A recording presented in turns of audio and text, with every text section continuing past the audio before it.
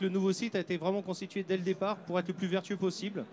Structurellement parlant, on a un système double pot, on a centralisé les productions de froid, on a mis des panneaux photovoltaïques avec une partie en autoconsommation, on récupère l'eau pluviale. Voilà, ça a été toute cette partie-là qui était un vrai objectif. Bien sûr.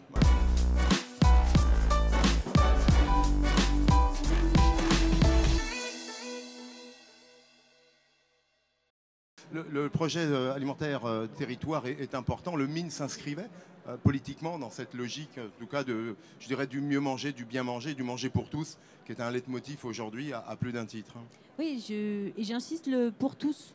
Oui, pour tous. Puisqu'on nous avons aussi sur le mine un acteur essentiel. Je dirais que à tous ces superlatifs, on pourrait ajouter le mot solidaire. C'est-à-dire qu'aux mines de Nantes, on a travaillé sur l'anti-gaspillage, effectivement, avec les opérateurs. Voilà, il y a un certain nombre de choses qui se sont mis en place, notamment quand on a commencé à regarder les poubelles du mine et comment on pouvait les diminuer d'abord, donc travailler sur l'anti-gaspi, et puis aussi sur les invendus. Et c'est là qu'on a travaillé et qu'on travaille encore avec le Secours populaire. Le Secours populaire est donc installé comme, j'allais dire, un opérateur classique du mine, même si ce n'est pas un opérateur classique, puisque le projet d'alimentaire territoire, si on veut une alimentation pour tous, il faut aussi savoir qu'il y a des acteurs engagés qui vont travailler à la dignité, j'allais dire, alimentaire des habitants et des habitantes de notre métropole qui ont des difficultés à boucler les fins de mois. Donc pour nous, le Secours populaire, c'est un acteur essentiel du mine, au même titre que d'autres. Et de les rapprocher, on va dire, au plus près des opérateurs, c'est aussi garantir que... j'allais dire, ce projet-là, ce projet alimentaire territoire, il prenne sa forme en action au quotidien avec des hommes et des femmes qui connaissent bien le mine. Je souris parce qu'on sait qui fait le tour des opérateurs aujourd'hui, et c'est des gens qui étaient déjà aux mines avant, qui sont aux mines quasiment depuis 40 ans, qui ont grandi avec le mine et qui facilitent aussi cette acculturation, ces nouveaux gestes qui permettent de préserver, on va dire, à la fois nos objectifs de réduction des déchets, mais aussi notre objectif de solidarité. Et on sait malheureusement que 2023 va être encore une année marquée par tous ces sujets d'inégalité. Je vais revenir dans un instant sur toutes ces vertus, parce que c'est vrai, pour mieux les comprendre, je voulais avec toi, Amaury, qu'on comprenne aussi que... Alors j'aime bien la Grande Arche, parce que je l'appelle la Grande Arche, en ce qui me concerne, 350 mètres de long, je l'ai fait à pied, je sais qu'elle est longue, 130 mètres de large, j'ai été chercher les chiffres. J'allais dire, c'est une grande cathédrale, c'est un bâtiment qui a été conçu avec pertinence et intelligence, parce que c'est vrai, quand on le visite, et Dieu sait qu'au sein de vos équipes, bon nombre d'écoles, d'entreprises ont l'opportunité, de bonne heure le matin, de venir visiter le mine. Il nous faut cette pédagogie, parce qu'on l'évoque toujours, on est des fois en absence d'informations, en absence de connaissances. Ce bâtiment, il est intelligent. En fait, sur ce bâtiment-là, le gros travail qui a été fait, ça a été de mettre l'acheteur au cœur du travail et les produits juste en face des acheteurs. Donc ça a été un très gros travail sur cette partie-là, avec les halles vitrées pour la partie vente. Également, ça a été de mettre le carreau des producteurs en plein milieu du bâtiment pour avoir une visibilité directe des produits les plus locaux sur place. Donc ça a été le travail initial qui a été fait. Ensuite, ça a été tout le travail également sur tout ce qui était consommation à l'intérieur du site. Par exemple, l'intégralité des éclairages sont en LED, mais la première étape, ça a été surtout d'optimiser l'éclairage naturel. Donc c'est sur la technologie du bâtiment, il y a eu un très gros travail qui a été fait dès l'origine, dès le permis de construire.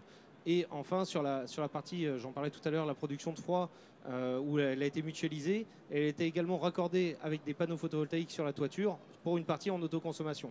Donc c'était vraiment un cercle vertueux au maximum qui a été mis en place sur le site.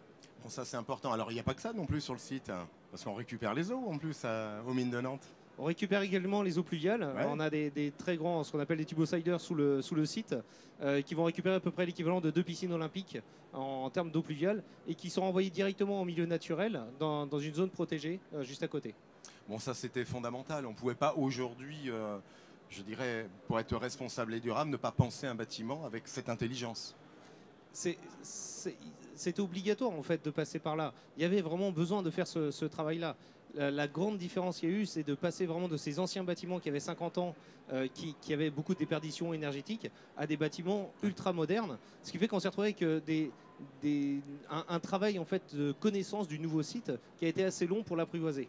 Alors justement, on le voit parce que finalement, ça, ce sont je dirais des médailles. Maëlle évoquait là aussi cette notion d'invendu, finalement de surplus, de déchets. Tout ça est bien géré. Alors c'est vrai d'avoir intégré le secours populaire au cœur finalement du mine, ça premier attrait, de telle manière à pouvoir recycler des invendus qui sont encore consommables. En fait, il y a eu deux gros axes de travail sur la partie déchets et invendus. C'est ces deux axes-là. Le premier, ça a été vraiment la récupération des invendus, où il y a une très grosse accélération qui a été faite sur le mine. On est passé de 420 tonnes de récupération d'invendus en 2019 et on devrait être à 1500 tonnes en 2022. Donc il y a eu un très très gros travail de récupération. Alors on va récupérer pas que sur le mine, mais également sur le pôle agroalimentaire et même au-delà. On l'évoquera avec Catherine, parce qu'on verra aussi tout l'attrait avec le centre-ville. Oui, et l'autre partie, c'était vraiment sur les déchets, où là, on s'est fixé un objectif, atteindre au bout de 4 ans 80% de tri et 100% de valorisation de nos déchets. Et là où on a été très agréablement surpris, c'est que dès la première année, on a atteint ces objectifs. Donc ça a été surtout de maintenir ce niveau-là. Et au final, on finira fin 2022 avec 87% de tri et 100% de valorisation. C'est, je crois, un peu plus de 10 emplois, enfin 10-12 emplois qui sont aujourd'hui valorisés sur le centre de tri du mine. Oui, il y a 10 emplois à l'heure actuelle. On va retravailler encore cette partie-là pour l'optimiser. Aujourd'hui, on travaille en collaboration avec Veolia qui a apporté son expertise technique de gestion de déchets et nous, on a apporté notre expertise de connaissance du mine et on a fait travailler en collaboration en fait, ces deux entreprises pour réussir à l'optimiser. Et surtout, on a fait un très gros travail en collaboration avec tous les opérateurs du mine puisque les producteurs, c'est eux. Et donc, c'était vraiment avec eux qu'il a fallu travailler pour expliquer les nouvelles modalités pour pouvoir trier les déchets. Alors justement, Catherine, je l'évoquais parce que c'est vrai que quand cette politique a pu se mettre en place, c'était finalement sur les adhérents mines. Ce sont des restaurateurs, moins de déchets parce qu'ils peuvent les ramener aux mines, c'est pratique, c'est utile. Ça fait moins de tracas dans le centre-ville. C'est indispensable. On circule mieux, je pense, après. Et comme tu sais, ma fibre... un peu, je ne vais pas dire écolo, mais en tout cas, sur les transitions, c'est essentiel. On l'a vu, je crois qu'il y a eu un coup d'accélérateur qui a fait avec cette crise Covid. Et ben, il faut surtout pas il faut surtout amplifier ce côté accélérateur. Et je trouve que c'est une vitrine exceptionnelle, le mine de Nantes, sur ce sujet-là. Donc, puisque, évidemment, on aide nos professionnels à y penser et crois-moi qu'on essaye en tout cas de les acculturer à ça, ce qui n'était pas leur préoccupation première au départ. Et maintenant, en plus, ils savent qu'ils ont tout le pôle collecte et des tri des déchets. En plus, c'est hyper bien fait la façon où c'est organisé aux mines. Et puis, y compris jusqu'à les polystyrènes, où on sait que pour nous, c'est rébarbatif au possible. Donc voilà. Et en plus, pour nos comment dire, nos fournisseurs qui sont aux mines, quand on leur demande en plus, nous, professionnels du centre-ville, de récupérer nos polystyrènes ou nos cartons, ou même ils les récupèrent, pas toujours bien volontiers, mais ils le font parce qu'ils ont justement tout le service à disposition aux mines. Amaury, avant que je me retourne vers David, c'est ça qui est important parce que ce sont plastique, les bois, polystyrène, il va falloir m'aider parce que c'est vrai que le centre de tri fait un effort. Il y a 15 flux. Il y a 15 flux, voilà, exactement, c'est important. Donc oui, on va récupérer du bois, on va récupérer plastique, polystyrène, le carton, le biodéchet. On a du déchet ultime également, on va récupérer du verre, de la ferraille, des élastiques, on en a énormément. Différents types de cagettes, les cagettes 100% bois, les cagettes multimatériaux, les cornières, je pense que j'en passe, j'en oublie. C'est une liste à Prévert qui est utile parce qu'on voit l'effort qui est fait et consenti parce qu'il faut forcément passer le message pour que ça fonctionne à tout le monde. C'est vraiment un travail collectif. Ce qu'on essaye de tendre, c'est de se dire qu'on n'a plus de déchets ultimes. C'est vraiment le travail. Alors, il en restera toujours un petit peu, ça c'est une évidence, mais on essaye vraiment de travailler là-dessus pour optimiser le centre de tri. On a réussi à dépasser nos objectifs aujourd'hui en montant à 87%, ce qui fait que là très récemment on a fait les entretiens avec les équipes et j'aurais fixé un nouvel objectif à 90%.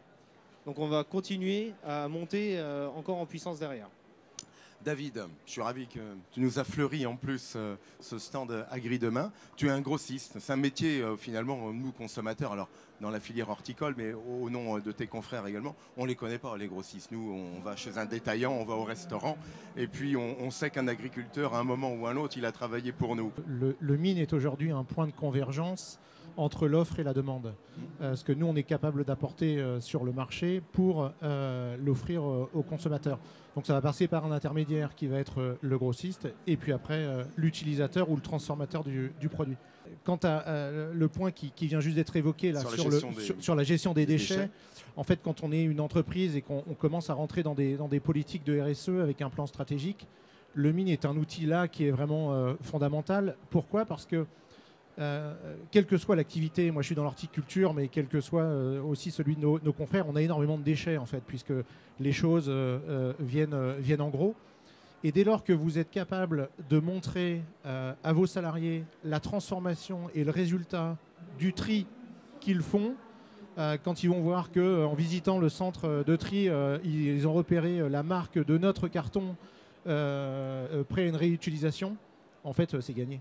Mais c'est aussi, comme le disait Catherine, quelque chose qui nous permet aussi de valoriser la démarche du mine auprès de nos clients en disant soit on reprend les déchets, et c'est vrai qu'on ne peut pas toujours, mais c'est aussi un élément pour faire venir le client aux mines en disant n'allez pas forcément dans votre déchetterie, mais venez aux mines et on est capable de recycler l'entièreté de vos déchets.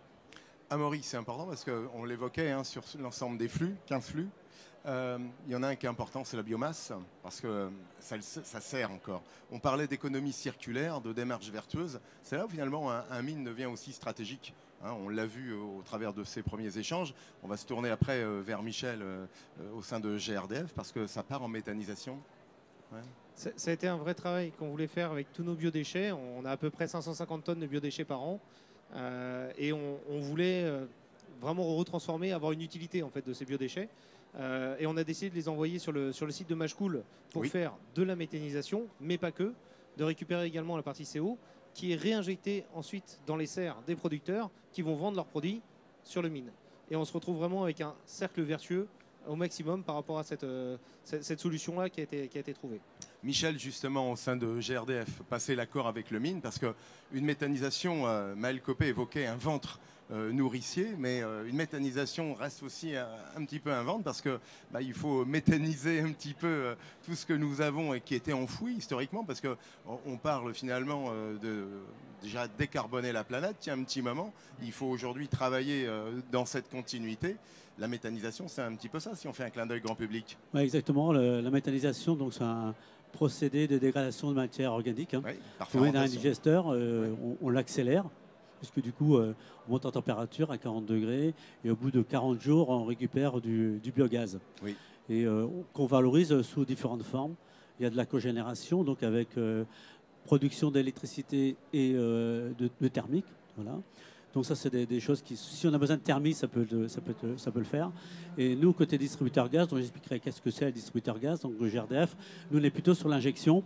Donc avec ce biogaz épuré, c'est-à-dire qu'en fin de compte, il est composé principalement de méthane et de CO2. Donc on sépare les deux molécules et nous on récupère le méthane qui est injecté à partir du moment qu'il est équivalent au gaz naturel, parce que derrière il y a des clients. On a le gaz d'avoir un pouvoir calorifique chauffé à la hauteur de sa vente de molécules, et auquel cas, du coup, il est injecté dans le réseau. Et il permet de bénéficier. Donc là, en l'occurrence, le projet de Machecoul, donc ce biodéchet-là est transformé en biogaz, épuré, injecté dans le réseau et dans le réseau de Machecoul. Donc c'est une énergie renouvelable, locale, que les consommateurs, donc les particuliers, les industriels du local puissent utiliser et consommer. J'allais faire un clin d'œil parce qu'on rêverait que finalement le transport soit fait bien sûr en biogaz. Alors justement là, donc en termes d'usage, si on parle de Machecoul, donc on parlait de valorisation de CO2, c'est quand même la première en France. Donc, qui a été faite à Machecoul, avec ils ont épuré le CO2 pour le rendre encore plus pur, liquéfié, et après ils le transportent et après ils l'emmènent dans les serres, comme ça a été évoqué, pour faire la photosynthèse des plantes, sachant que les séries sont dans le projet. C'est ça qui est intéressant. Les séries sont aussi dans le projet. C'est-à-dire que même leurs déchets vont à la méthanisation de Machecoul, c'est-à-dire les résidus de tomates, les feuilles de tomates, etc. Tout ça, ça va dans la méthanisation et ça profite au local et ça profite en même temps aux séries, parce que le marché de CO2, c'est aussi un marché assez compliqué, comme on voit sur le gaz, qu'on voit sur l'électricité. Aujourd'hui, les prix bougent beaucoup. Donc, pour stabiliser les choses, éviter la dépendance à disons, à un marché, en le produisant localement, c'est plus intéressant. Yannick. Puis moi, je vais reprendre ma casquette chambre d'agriculture. Il me semble qu'ensuite, les digestats, on boucle la boucle, Eh ben exactement. puisqu'ils sont Ouais. épandus, réutilisés dans le domaine de la culture, agriculture, maraîchage, éventuellement fleurs. Voilà. Maël, je reviens vers toi parce que finalement, on est toujours dans un cadre politique. Tu es élu. 2024, il va y avoir finalement une obligation. La loi AGEC va être là. C'était bien finalement de l'anticiper. Il fallait finalement une ville comme Nantes. On ne pouvait pas attendre. Il fallait prendre les devants. Mais je pense qu'avec ce mine, il est ouvert donc depuis 2019, c'est ça, hein, chaque fois, j'ai l'impression que c'était hier et en fait, le temps passe super vite. Et pourquoi je suis assez troublée, c'est qu'en fait, si on regarde le mine, mais en fait, il a anticipé un certain nombre de sujets que d'autres se prennent de plein fouet aujourd'hui. Voilà. La production, l'électricité, on produit de l'électricité. Hein. Le mine aujourd'hui à Nantes produit 13% de ce qu'il consomme via des panneaux solaires. 18 000 panneaux solaires. À chaque fois, je me répète ce chiffre parce que c'est assez énorme.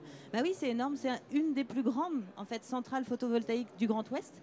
Voilà, ça c'était quelque part audacieux au moment où on a dessiné le nouveau mine. C'était un sujet qui n'était pas si évident que ça. Et donc, on a pris ce risque-là à l'époque, qui est aujourd'hui, j'allais dire, une audace, vue comme une audace. Et puis surtout, qui prend tout son sens quand on connaît les difficultés, notamment sur le prix de l'énergie. C'est un mine qui a aussi anticipé la maîtrise. Alors, on a parlé beaucoup sur la maîtrise des déchets, mais aussi sur l'économie d'énergie. Hein. On a répondu, certes, à une norme qui est aujourd'hui la RT 2020, mais à l'époque, il fallait aussi aller sur ces sujets-là pour mieux isoler, on va dire. Et on a vu comment on peut mutualiser nos forces via le froid également, l'eau, on en a parlé. Et puis, cette question des biodéchets, ou en tout cas, nous, ce qu'on essaye de travailler, c'est d'abord, je le répète, réduire anti-gaspi. On est là pour chasser le gaspillage, on va dire. Et ça, c'est relativement, j'allais dire, simple, puisqu'on est face à des professionnels qui font déjà beaucoup et attention sur ces sujets-là. Travailler sur les invendus de manière solidaire. Et puis ensuite, comment on composte, comment cette obligation qui arrive en 2024, en fait, on l'a déjà anticipée. On l'a déjà anticipé dès 2019 et aujourd'hui, elle prend sa forme de manière la plus vertueuse possible puisque c'est un cercle assez court et réduit. Si vous ne connaissez pas Machecou, c'est à 40 km du mine, à peu près. Donc on est vraiment sur une boucle la plus petite possible, donc la plus vertueuse parce que derrière, je le répète, c'est bon pour la planète, mais c'est aussi bon pour l'emploi, ça structure des filières et on le voit à tous les niveaux. C'est-à-dire qu'on parle biodéchets, mais en fait on parle des sols, comment on vient enrichir nos sols, combien on vient de cette boucle si petite et vertueuse, créer des emplois et consolider des filières.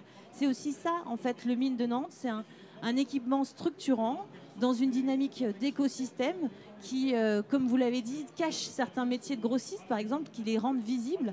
Et un des enjeux, à mon avis, c'est de mieux faire connaître justement ces métiers un peu de l'ombre et mieux faire savoir tout l'impact positif que peut avoir un gros mine comme celui de Nantes.